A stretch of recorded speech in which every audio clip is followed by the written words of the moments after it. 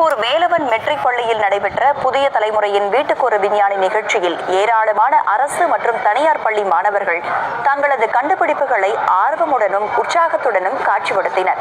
மாணவ மாணவிகளின் அறிவியல் தாகத்தை தீர்க்கும் வகையிலும் அவர்களது கண்டுபிடிப்புகளை உலகிற்கு பறைசாற்றும் விதமாகவும் புதிய தலைமுறை சார்பில் வீட்டுக்கொரு விஞ்ஞானி நிகழ்ச்சி நடத்தப்பட்டு வருகிறது.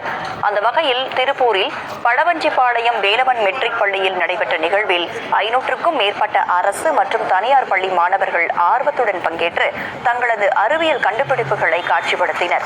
சுற்றுச்சூழல் பாதிப்பை தடுக்கும் முறைகள், விவசாய பயன்பாட்டு வாகனங்கள் போன்றவை மாணவ மாணவியரால் காட்சிப்படுத்தப்பட்டிருந்தன.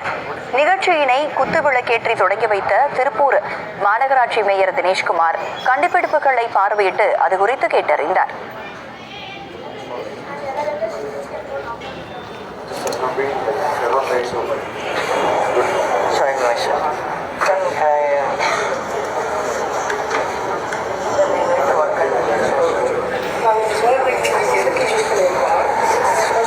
வீட்டிற்கொரு விஞ்ஞானி என்கின்ற ஒரு மேடையை இளம் விஞ்ஞானிகளை ஊக்கப்படுத்துகின்ற வண்ணமாக, அவர்களை அடையாளப்படுத்துகின்ற வண்ணமாக, அங்கீகாரம் கொடுக்கக்கூடிய வகையில் ஒரு புதிய தலைமுறை நல்ல ஒரு முயற்சியை மேற்கொண்டிருக்கின்றீர்கள்.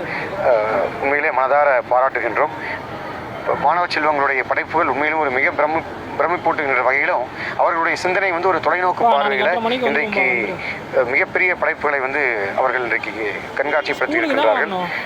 எங்களுக்கு ஒரு மிகப்பெரிய ஒரு நம்பிக்கையும் ஒரு உற்சாகத்தையும் கொடுக்குது.